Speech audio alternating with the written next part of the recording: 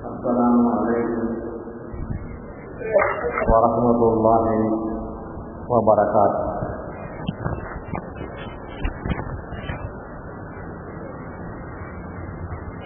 الحمد لله وكفى وسلام على عباده الذين اصطفى خصوصا على الرسول المصطفى صلى الله عليه وعلى آله وصحبه وسلم. أما بعد،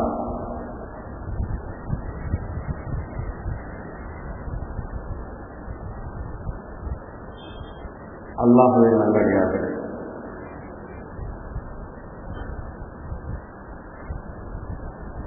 ஜும்மாவுடைய இரவு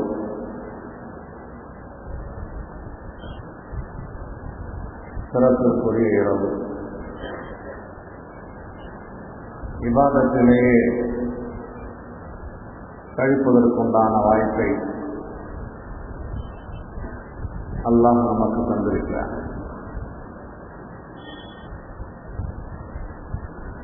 சிலரை இபாதத்திற்காகவே தேர்ந்தெடுத்திருக்கிறார். காலையிலிருந்து மாலை, மாலையிலிருந்து இரவு, இரவிலிருந்து தஹஜ்ஜத், தொடர்ந்து இபாதத் செய்து கொண்டிருப்பார்.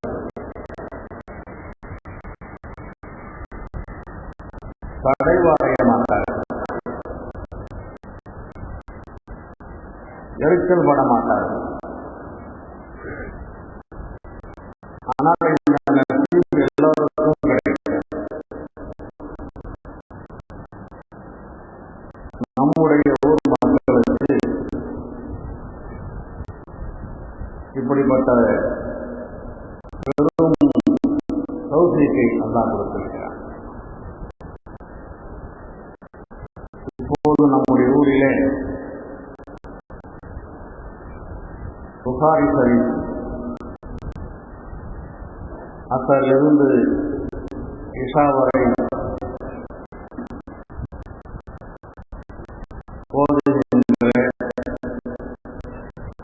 ஓதுவதை கேட்கின்ற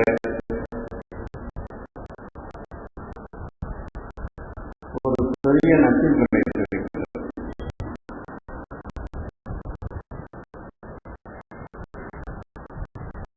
அன்பானவர்களே,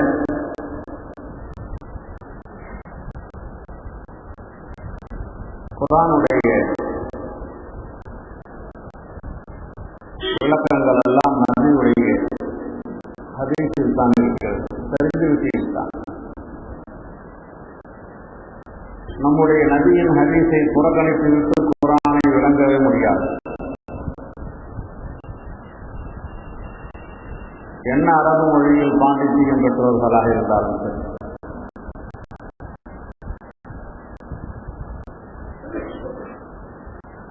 புகாரி ஷரீஃபுடைய விளக்கங்கள் மௌலவி ஆலிம், மௌலவி ஃபாதிலுடைய பட்ட வகுப்புகளிலே ஒரு நாளைக்கு 2 பீரியட் நடத்தப்படுகிறது. அப்படி நடத்தினாலும் அது முழுமை அடைவதில்லை. ஆனால் இந்த புகாரி ஷரீஃபினுடைய இந்த வாசித்தல் என்ற நடைமுறையின் காரணமாக ஆரம்பத்திலிருந்து கடைசி வரை நபியினுடைய அந்த மொழிகள் வாசிக்கப்பட்டு காதில் விழுந்து இருக்கின்றன.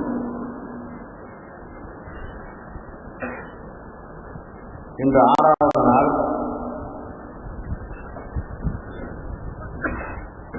இந்த நாளுடைய அந்த ஒரு ஜுஸில் என்ன பாடங்கள், எத்தனை பாடங்கள்,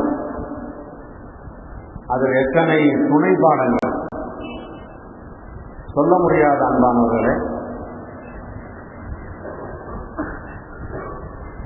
கிதாபுல் ஜனாயிஸ் வாழ்ந்து கொண்டிருக்கின்ற மனிதன் அவனுடைய உடலிலிருந்து ரூஹு பிரிந்துவிட்டால் பிரிந்த நேரத்தில் இருந்து அவனை கபரில் வைத்து அடக்கும் வரை என்னவெல்லாம் செய்ய வேண்டும்,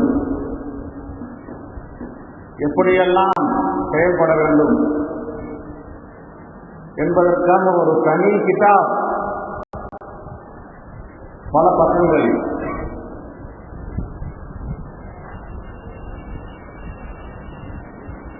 இதே ஜுதுவில் இன்று கிதாபு ஜகாத்,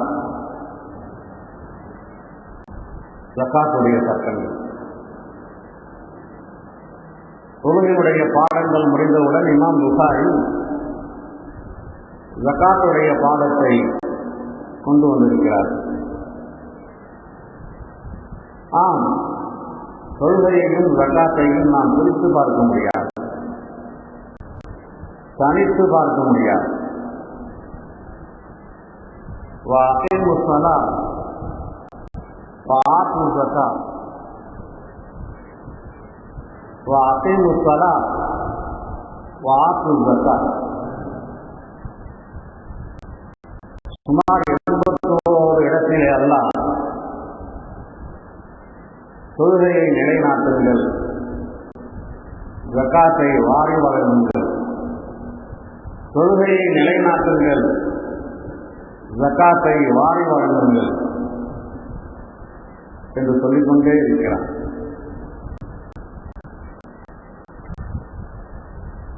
உடலுடன் தொடர்புடையது தொழுகை,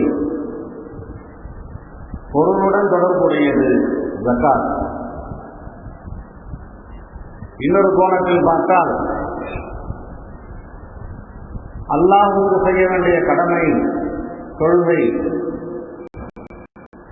அல்லாஹ்வுடைய படைப்புகள் நம்மை போன்ற தேவையான மனிதர்களுடைய தேவைகளை நிறைவேற்றுவதற்கு அல்லாஹ்வால் கடமையாக்கப்பட்ட கடமை ஜகாத். தொழுதோம், வணங்கினோம், திக்ர் செய்தோம், தஸ்பீஹ் செய்தோம், குர்ஆன் ஓதினோம், முக்தி அடைந்துவிட முடியாது, சொர்க்கலோகத்திற்கு சென்றுவிட முடியாது. அல்லாஹ் சொல்வான், உன்னை போன்ற படைப்புகள் நீ எப்படி என்னுடைய அடிமையோ அதை போன்று உன்னை போன்ற படைப்புகள் எத்தனை இருக்கு. அதற்காக சில கடமைகளை உன் மீது நான் ஆக்கியிருக்கிறேன். அதையெல்லாம் ஒழுங்காக முறையாக நீ செய்தால்தான் என்னுடைய அன்பை பெற முடியும் என்று சொல்லியிருக்கிறார். எனவே நாம் பிள்ளைகளாக இருந்தால் பெற்றோர்கள், பெற்றோர்களாக இருந்தால் பிள்ளைகள், அண்ணன்களாக இருந்தால் தம்பிகள், தம்பிகளாக இருந்தால் அண்ணன்கள், கணவர்களாக இருந்தால் மனைவிகள், மனைவிகளாக இருந்தால் கணவன்கள், உறவினர்கள், உறவினர்கள், அடுத்த வீட்டார், அண்டை வீட்டார், எதிர் வீட்டார், எல்லோருக்கும் கடமைகள் இருக்கின்றன. அன்பானவர்களே, ஆனால் கிதாபு ஹஜ், கிதாபு ஸௌம் ஒவ்வொரு பாடமும் சொல்லுகிறது, என்னை சொல்லுங்கள், என்னை சொல்லுங்கள், என்னை சொல்லுங்கள் என்று. நான் எதை சொல்லுவது, எதை சொல்லாமல் மகரிபுக்கு முன்பு இதை பற்றி பேசலாம் என்று மனதில் வந்தது. மகரிபுக்கு பின்பு இல்லை, இதை பற்றி பேசலாம் என்று எண்ணம் மாறி. அன்பானவர்களே, இன்றைய பாடத்தினுடைய, இன்றைய ஜுதுவுடைய முதல் பாடத்தில் தெரியுமா, காஃபிர்களில் இருக்கின்ற அந்த சிறுவர்கள், அவுலாதுல் முஸ்லிமீன், காஃபிர்களுடைய சிறுவர்கள், அவர்கள் பருவ வயதை அடைவதற்கு முன்பு சுமார் 12 வயது அல்லது 13 வயது மரணம் அடைந்து விட்டால் அவர்கள் சொர்க்கலோகத்திற்கு செல்வார்களா, நரகத்திற்கு செல்வார்களா? முஸ்லிம்கள் சொர்க்கலோகத்திற்கு செல்வார்கள், காபிர்கள் நரகத்திற்கு செல்வார்கள். ஆனால் பருவ வயதை அடையவில்லை, சிறுபிராயம், இன்னும் கடமை ஒன்றும் வரவில்லை, ஒரு காபிருடைய வீட்டில் 7 வயது பையன், ஒரு காபிருடைய வீட்டில் 5 வயது மகள் மரணம் அடைந்துவிட்டால் எங்கே செல்வார்? இதை பற்றிய பாடம் இருக்கிறது. முஸ்லிம் சிறுவர்கள் அவர்கள் நேரடியாக சொர்க்கலோகத்திற்கு சென்று விடுவார்கள், கருத்து வேற்றுமையே இல்லை. காபிர்களுடைய சிறுவர்களை பற்றி சிலர் சொல்லுவார்கள், எப்படி அவருடைய அப்பா அம்மா நரகத்திற்கு செல்வார்களோ அப்படித்தான் அந்த பிள்ளைகளும் சொல்வார்கள். ஆனால் இது சரியான கருத்து. இன்னும் சிலர் சொல்லுவார்கள், அவர்கள் பருவயதை அடையவில்லை, அவர்களுக்கு கட்டளை வரவில்லை, எனவே அவர்களை பொறுத்து காபிர்கள் சொர்க்கத்தில் நரகத்திற்கு சென்றாலும் இவர்கள் சொர்க்கலோகத்திற்குத்தான் அடித்து சொல்வார்கள். இப்படியாக அடித்து சொல்வதற்கும் ஆதாரங்கள் இல்லை.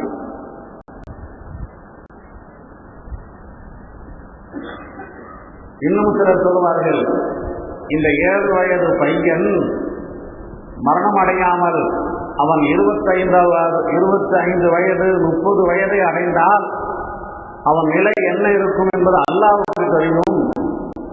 எனவே அந்த அடிப்படையில் அல்லாஹ் தீர்ப்பு செய்வான். பையன் இப்போது இறந்து போய்விட்டான், இன்னும் பருவயதை அடையவில்லை. ஆனால் இதே பையன் பருவயதை அடைந்த பின்பு 50வது வயதிலே மரணம் அடைந்தால் அவன் எப்படி இருப்பான், அதை வைத்து அல்லாஹ் தீர்ப்பு செய்து சொர்க்கலோகத்துக்கு அனுப்புவதாக இருந்தால் சொர்க்கலோகத்திற்கு, நரகத்திற்கு அனுப்புவதாக இருந்தால் நரகத்திற்கு. இங்கு என்ன முடிவு? அவர்களை பற்றி சரியான முடிவு சொல்ல முடியாது, அல்லாஹ்வுடைய நாட்டத்தில் உள்ளது. சொர்க்கலோகத்திற்கா நரகத்திற்கா? சொர்க்கலோகத்திற்கும் என்று நாம் தீர்ப்பு செய்ய முடியாது, அடித்து நரகத்திற்கு என்று அடித்து தீர்ப்பு செய்ய முடியாது, அல்லாஹ்வுக்கே தெரியும். இதுதான் சரியானது. அல்லாஹ் நியாயமானவன், அல்லாஹ் நேர்மையானவன். அவனுடைய தீர்ப்பு என்ன?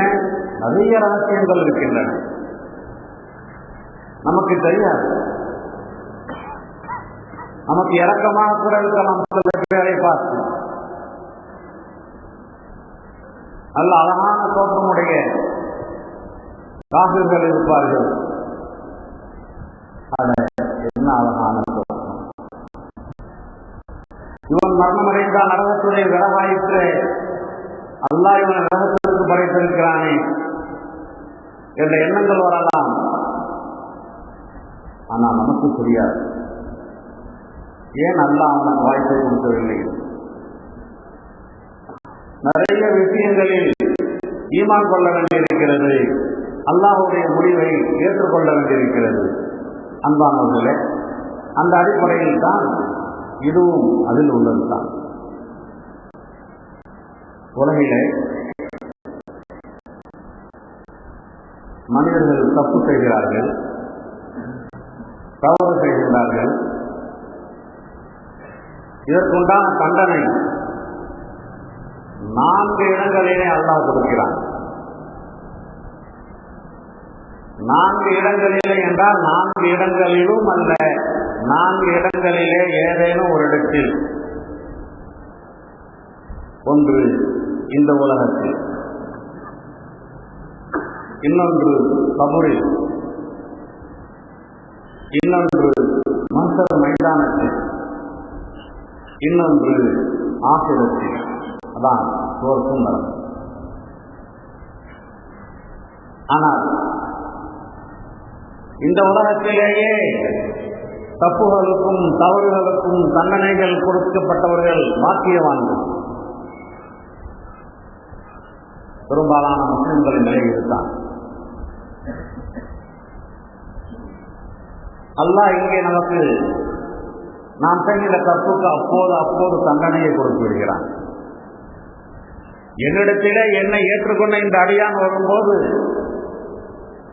பாவக்கரை இல்லாமல் வர வேண்டும், சுத்தமாக வர வேண்டும், தூய்மையாக வர வேண்டும் என்று.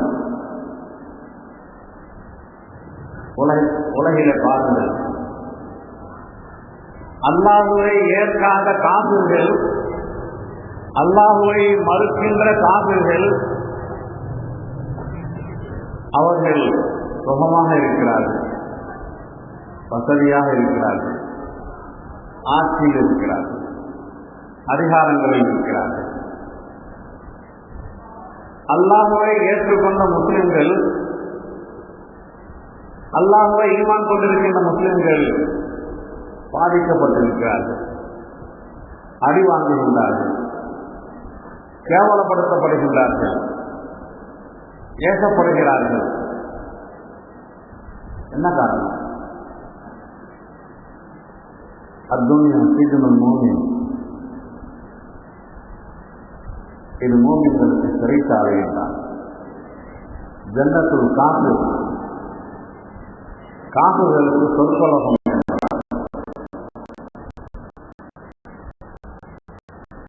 சிறைச்சாலையில் கண்டிஷன்கள், கட்டுப்பாடுகள், நேரம் தவறாமை இருக்கும், கடமைகள் இருக்கும், செய்ய வேண்டும் என்ற வகுப்புகள் இருக்கும், செய்யாவிட்டால் அறிவும் உதவி, சரியான சாப்பாடு கிடைக்காது. அவர்கள் கொடுக்கின்ற சாப்பாட்டைத்தான் சாப்பிட வேண்டும்.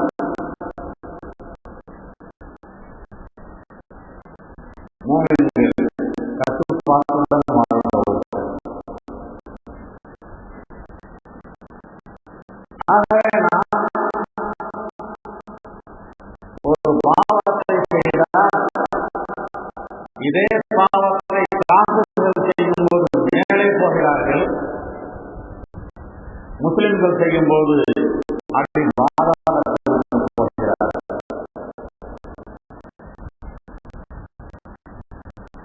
வட்டி கடைகள், எத்தனையோ காபிர்கள் கொடிகட்டி பறக்கிறார்கள்.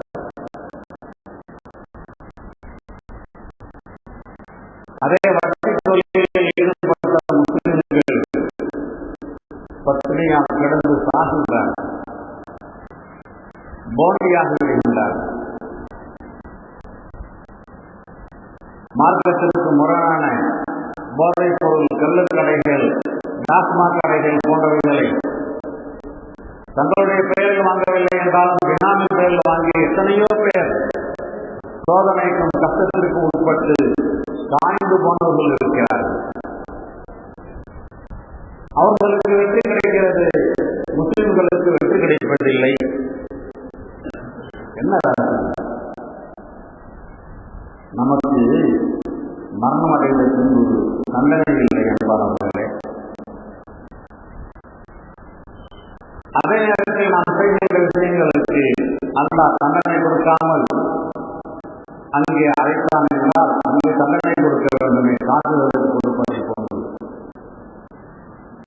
ஆக தற்காலிகமாக சின்னஞ்சிறிய தண்டனைகளை, கஷ்டங்களை கொடுத்து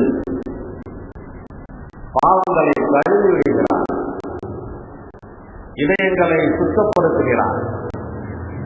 மூமினானவர்களாக இருந்தால் ஒரு சிரமம் வந்ததற்கு பின்பு அவங்களுடைய வாழ்க்கையில் ஒரு புத்துணர்ச்சி ஏற்படும், பெரிய மாற்றம் ஏற்படும். சோதனைகளில் சிக்கின்றவர்கள் அல்லாஹ்வை திட்ட மாட்டார்கள், அல்லாஹ்வை ஏற்க மாட்டார்கள். மாறாக நான் என்ன தவறு செய்தேன், செய்து கொண்டிருக்கிறேன், இப்படித்தான் சிந்தனை செய்வார்கள். இந்த சிந்தனை அவர்களை திருத்திவிடும். இந்த உலகத்திலே இரண்டாவது கபரிலே, அதாவது கபுரி ஹக்கும், கபருடைய வேதனை, அது உண்மை. ஈமான் கொண்டிருக்கிறோம். கபருடைய வேதனை உண்மை. ரூஹுக்கும் உடலுக்கும் சேர்த்து. ஆனால் நம்முடைய கண்களுக்கு தெரியாது. நபி அவர்கள் இந்த சமுதாயத்திற்கு கற்றுக் கொடுப்பதற்காக அதிகமாக துஆ செய்வார்கள். அல்லாஹும்ம இன்னி அஊது பிக மின் அஸாபில் கபூர், அல்லாஹும்ம இன்னி அஊது பிக மின் அஸாபில் கபூர். அல்லாஹ்வே, நான் பாதுகாப்பு தேடுகிறேன் உன்னிடம் கபருடைய வேதனையில்.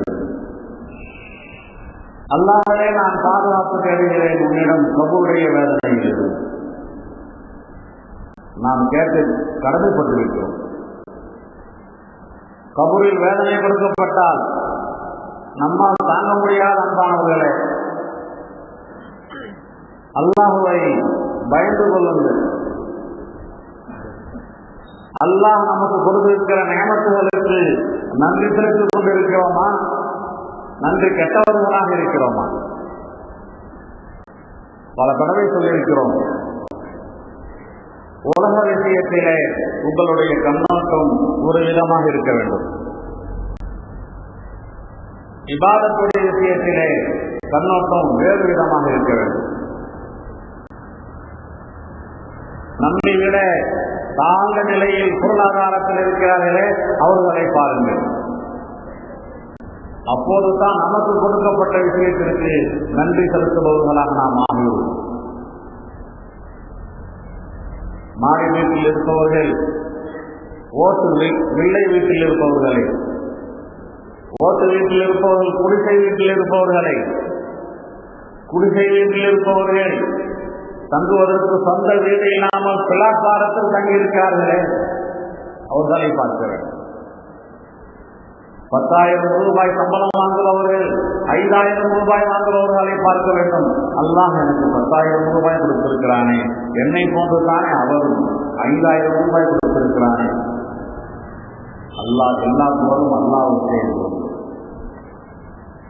ஆனால் இபாதத்திலே, தொழுகையிலே, விக்கிரிலே, தான தர்மங்களிலே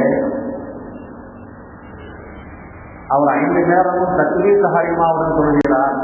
நாம் சொல்கிறோம், ஆனால் ஜமாஅத்துடன் சொல்கிறோமா? அவர் தஹஜ்ஜுதெல்லாம் சொல்கிறாரே, நாம் ஃபஜ்ருக்கு கூட கொஞ்சம் லேட்டாக வருகிறோமே. அவர் எவ்வளவு தர்மம் செய்கிறார். அவருடைய தர்மத்துக்கு முன்னால் நம்முடைய தர்மம் தூசுக்கு சமமாக இருக்கிறது. இப்படியாக நினைத்து பார்க்க வேண்டும். 1000 ரூபாயை கொடுத்து விட்டு என்ன மாதிரி கொடைவர்கள் யார் இருக்கிறாங்க?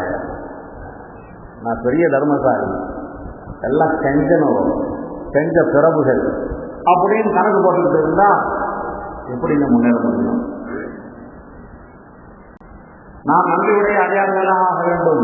உலகத்தில் கீழ் உள்ளவர்களை பார்க்க வேண்டும், மேம்பட வேண்டும், பணி உடையவர்களாக ஆக வேண்டும். இபாதத்திலே நமக்கு மேல் உள்ளவர்களை பார்க்க வேண்டும். இபாதத்துகள் செய்யும் போது உள்ளம் பக்குவமடையும். நிறைய இஸ்திக்ஃபார் ஓத வேண்டும். அஸ்தக்ஃபிருல்லாஹ் அல்-அலீம் ரப்பி இக்ஃபிர்லி அல்லாஹும்ம இக்ஃபிர்லி அஸ்தக்ஃபிருல்லாஹ வ அத்தூபு இலைஹ். இஸ்திக்ஃபார் ஓதிக்கொண்டே இருக்க வேண்டும். பாவ மன்னிப்பு கேட்பதனால் ஏற்படக்கூடிய பயன்கள் கொஞ்ச நஞ்சம் அல்ல. இன்னைக்கு ஒரு கொஞ்ச நாளைக்கு ஹஜ்ஜத் சொல்றாங்களே அப்படின்னு சொல்லி போகும்போது, வரும்போது, உட்காரும் போது, பரிவாசலை சொல்ல வந்தான் ஒரு 100 தடவை சொல்லிட்டு இருக்கிறது அப்படின்னு எண்ணத்தை வச்சு இது செஞ்சு பாருங்க. இந்த 10 நாள்ல எவ்வளவு பெரிய மாறுதல் ஏற்படும், எவ்வளவு கஷ்டங்கள் செய்யறோம், பெரிய சிக்கல்ல சிக்கி இருப்போம், என்ன வழின்னு தெரியாது மீள்வதற்கு. அஸ்தக்ஃபிருல்லாஹ் அல்-அலீம், அஸ்தக்ஃபிருல்லாஹ் அல்-அலீம், அஸ்தக்ஃபிருல்லாஹ் அல்-அலீம். இதுதான் சரியான வழி. அல்லாஹ் இடத்துல மன்னிப்பு கேட்க கேட்க கேட்க அல்லாஹ் அப்படியே பிரியப்படுகிறான். என்னுடைய அடியான் என்னிடத்தில் மன்னிப்பு கேட்கிறான். எவ்வளவு மருத்துவமான அடியானாக இருந்தாலும் ஒரு தடவைக்கு 5 தடவை, 5 தடவைக்கு 10 தடவை வந்து மன்னிச்சுடுங்க இடமா, மன்னிச்சுங்க முதலாளி, மன்னிச்சுடுங்க பெரியவர் அப்படின்னு சொன்னா 3 தடவை 5 தடவை தொடர்ந்தாலும் 7வது தடவையில சரி போப்பா இனிமேல் ஒழுங்காயி அப்படின்னு சொல்லிட்டு அன்பா ஆகிவிடுகிறானே நம்மை போன்ற மனிதன். அல்லையா நாம் பாவம் செய்யாமல் இருக்கிறோமா? நமக்கு பாவம் என்றால் என்ன மனதில் வருகிறது என்றால், நான் யாரை கொலை செய்தேன், நான் யாருக்காவது கடன் வாங்கிவிட்டு இல்லை என்று ஏமாற்றி விட்டேனா, யாரையாவது அழைக்கின்றேனா, இப்படித்தான் நினைத்துக் கொண்டிருக்கிறோம். என்ன பாவம் என்னிடம் இருக்கிறது, என்ன பாவம் என்னிடம் இருக்கிறது. ஒவ்வொரு நொடியும் நாம் பாவத்தில் தான் இருக்கிறோம், நன்றி கெட்டவர்களாகத்தான் இருக்கிறோம். கொடுத்த அல்லாஹ்வை மறந்து வாழ்கிறோமே, அதை விட பெரிய நன்றி கெட்டத்தனம் என்ன இருக்கிறது? அல்லாஹ்வை நினைத்து பார்ப்பதற்காக கடையில் இருந்த நாம் பள்ளிவாசலுக்கு வருகிறோம், வயிறில் இருந்த நாம் பள்ளிவாசலுக்கு வருகிறோம், வீட்டில் இருந்த நாம் பள்ளிவாசலுக்கு வருகிறோம். அந்த நினைத்து பார்க்கின்ற அந்த 5 நிமிஷத்துல அல்லாஹ்வுடைய ஞாபகம் வருகிறதா? எத்தனை ரக்காத் இருக்கிறது? ருக்குவில இருந்தா சுஜூதுல வரமாட்டாங்க, சுஜூதுல இருந்தா நடு இருப்புல கீழ் இருப்புல இருக்கிறது இல்லை. டக்குன்னு ஒரு மின்னல் மாதிரி ஒரு எண்ணங்கள் வந்து நம்ம இங்கே தான் இருப்போம், கல்கத்தாவுக்கு போயிடுவோம். நம்ம இங்கே தான் இருப்போம், நம்முடைய ஒரு பேர் ஃப்ரெண்ட் இருப்பார், அதை பற்றி என்ன வந்துடும். இதெல்லாம் பாவம் இல்லையா? நம்முடைய அருமை நபி ஸல்லல்லாஹு அலைஹி வஸல்லம் அவர்கள் அஸ்ஸலாமு அலைக்கும் வரஹ்மத்துல்லாஹ், அஸ்ஸலாமு அலைக்கும் வரஹ்மத்துல்லாஹ் என்று சலாம் சொன்னா தொழுது முடிச்சுட்டு அஸ்தக்ஃபிருல்லாஹ் அஸ்தக்ஃபிருல்லாஹ் அஸ்தக்ஃபிருல்லாஹ் மன்னிப்பு கேட்பாங்க. புரியுதா? ஏதாவது என்னங்க நபி தொழுது முடிச்சிருக்கிறாங்க. தொழுகை என்பது இபாதத். அந்த இபாதத் செஞ்சுட்டு ஏன் அல்லாஹ்ட்ட மன்னிப்பு கேட்கணும்? நபியே மன்னிப்பு கேட்கிறாங்க. யா அல்லாஹ், நான் உன்னை எப்படி தொழுகணுமோ அப்படி தொழுவுல, என் தொழுகையில குறை இருக்குது, மன்னிச்சுடு அல்லாஹ். இந்த அர்த்தம் தான் நபியே மன்னிப்பு கேட்டிருக்கிறாங்க. 70 தடவை 100 தடவைன்னு சொன்னா நம்மள 1000 தடவை கேட்டாலும் அது தகும். ஆக யார் யாருக்கு என்ன பிரச்சனைகள் இருக்கிறோ அவர்கள் மன்னிப்பு கேட்கணும் அல்லாஹ்ட்ட. அல்லது கவலைகள் நீங்கணும்டா அல்லாஹ்விடத்துல மன்னிப்பு கேட்கணும். வறுமையாக இருக்குது, ரொம்ப மிடுமையாக இருக்குது, வரத்துக்கும் செலவுக்கும் கரெக்டாக இருக்குது, 5 பைசா நீர் இல்லை, அல்லாஹ்ட்ட மன்னிப்பு கேட்கணும். நிறைய காசு வருது, மாச கடைசியை பார்த்தா 5 நாள் இருக்குது, கடன் வாங்க வேண்டி இருக்குது, அல்லாஹ்ட்ட மன்னிப்பு கேட்கணும். இன்னும் சொல்லிக்கொண்டே போகலாம் அன்பானவர்களே. ஆக இஸ்திக்ஃபாரை அதிகமாக ஆக்கிக் கொள்ளுங்கள். இன்ஷா அல்லாஹ் தஆலா இந்த உலகத்திலும் நிம்மதியாக வாழலாம், மறு உலகத்திலும் வெற்றி பெற்றவர்களாக ஆகலாம். ஆனால் நான் உங்களிடத்திலே ஹதீஸை சொல்வதற்காக ஒரே ஒரு ஹதீஸை எழுதி கொண்டு வந்திருக்கிறேன். மனசில் வந்துட்டு இந்த ஹதீஸை உங்கள்கிட்ட வாசிக்கணும், வாசித்து இதனுடைய பொருளை சொல்லணும். ஆனால் அந்த வாய்ப்பை அல்லாஹ் கொடுக்கல. நேரமாக இன்ஷா அல்லாஹ் சந்தர்ப்பம் இருந்தால் பேசுவோம். அல்லாஹ் சுப்ஹானஹு இங்கே இருக்கின்ற நம்மை கபூல் செய்வானாக. அவனுடைய தீனுடைய விளக்கத்தை நமக்கு தந்தருள்வானாக. இந்த தீனுடைய வேலைக்காக நம்மை தேர்ந்தெடுத்துக் கொள்வானாக.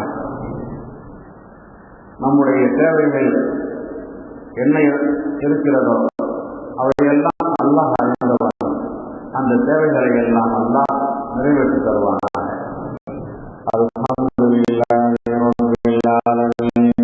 அல்லாஹும்ம ஸல்லி அலா சய்யிதினா முஹம்மதின் وعلى آل سيدنا محمد وبارك وسلم عليه. اللهم اقسم لنا من خشيتك ما تحول به بيننا وبين معاصيك، ومن طاعتك ما تبلغنا به جنتك، ومن اليقين ما تهون